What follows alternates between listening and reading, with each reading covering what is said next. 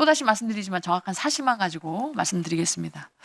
지난번 기사를 몇 건을 보니까 707 단장께서 곽종근 전 특전사령관이 가스라이팅을 당했을 수도 있겠다라는 생각을 하고 있다라고 말씀하셨습니다.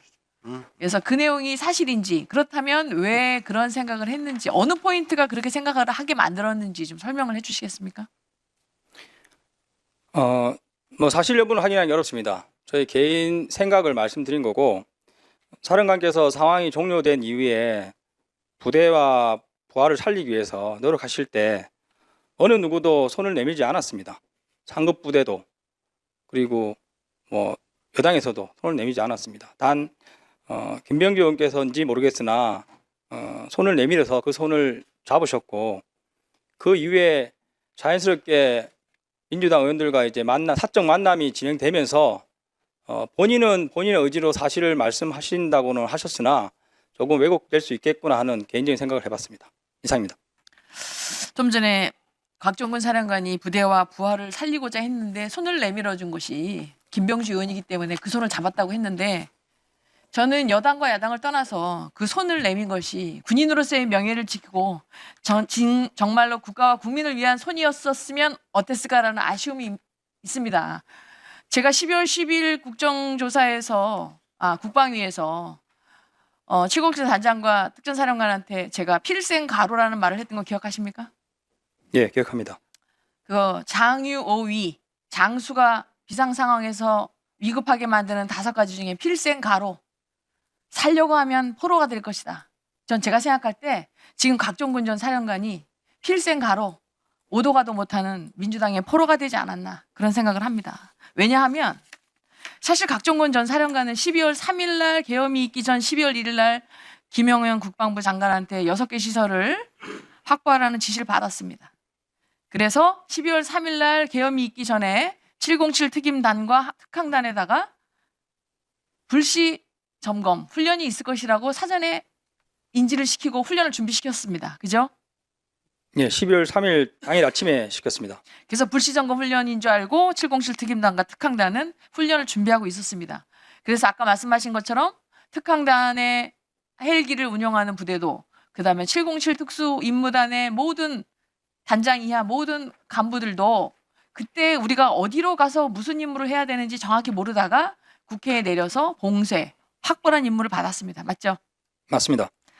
그런데 당시에 707 특임단이 들어온 상황은 매우 정말 군인으로서 어려운 상황이었습니다. 왜? 국회, 대테러 상황도 아닌데 국회를 봉쇄하고 확보하라는 임무가 정말 군인으로서 이것을 어떻게 해야 되는지 매우 어려운 상황이었습니다. 그래서 707 특임단, 그 정예화된 특수부대가 행동한 것은 거기에 있는 민간인에게 위해를 가하거나 그들과 충돌을 회피하기 위해서 많은 노력을 했습니다. 그래서 소화기를 터뜨린 것도 당시에 있는 군인이 아니고 그 안에 있던 국회 직원들이 소화기를 터뜨렸다라는 것이 사실 아닙니까? 예, 맞습니다. 그래서 실제로는 707이 위해나 어떠한 강압적인 행동을 하지 않았으면서도 그들이 방어적으로 소화기를 터뜨렸고, 오히려 그 소화기를 터뜨림으로써 혼란은 가중됐다고 생각하지 않습니까? 예, 제가 검찰에도 진술했고 위원장님께도 설명 들었는데, 당시 그 몸싸움 이후에 민주당 보좌관으로 생각되는 인원이 저에게 와서 좀 자랑하듯이 얘기한 게 있습니다. 그리고 복귀해서 저희 부대원들이 들은 수없이 많은 폭행과 폭언, 욕설에 대한 사실을 들으면서 부대원들이 잘 참아줘서 고맙다는 생각을 하고, 마치 저희를 이용해서 폭동을 일으키려는 그런 느낌이 받았습니다. 그러니까 707 특임단이 그들에게 어떤 위해를 가하지 않았음에도 소화기를 터뜨리고 오히려 도발을 통해서 폭동을 오히려 유발시키려는 행동을 했다는 것이죠. 네, 맞습니다. 자, 제가 알고 있는 707이 만약에 그들이 적이었거나 테러 집단이었다면, 그런 행동을 했다면 다 제압을 하고도 남는 체력과 전투력을 가진 부대입니다. 맞지 않습니까? 맞습니다. 그러나 그들이 대한민국 국민이었기 때문에 그들이 소화기를 터뜨리고 육체적으로 폭언과 그다음에 육체적인 어떤 위해 행위를 했지만 참고 그거 상황을 다 극복했습니다. 맞지 않습니까? 네, 맞습니다. 네, 그 부분에 있어서 707에 있는 모든 간부들에게 정말 감사하다는 국민을 대표해서 말씀드리고 싶습니다.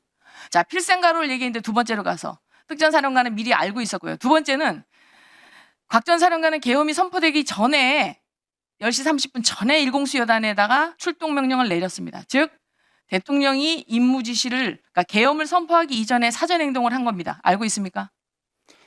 1여단장 인터뷰 내용을 봤고 그 내용은 당일 21시 45분 김용현 전 장관의 지시를 받은 직후에 1여단장께 부여한 지시로 알고 있습니다. 그 지시를 특전 사령관이 했죠.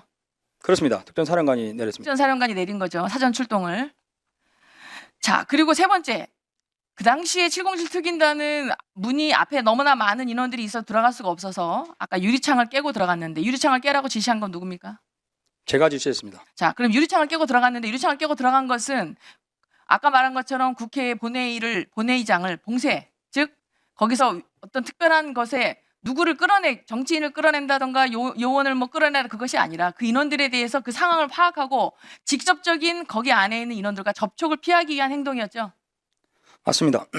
이해 주시면 나중에 부연 설명 한번 드리겠습니다. 네, 그래서 그런데 오히려 특전 사령관은 내부 전기라도 끊고 들어가야 되나, 공포탄이라도 쏴야 되나, 테이저건이라도 쏴야 하나 등등을 발언을 한 건 특전 사령관 맞지 않습니까?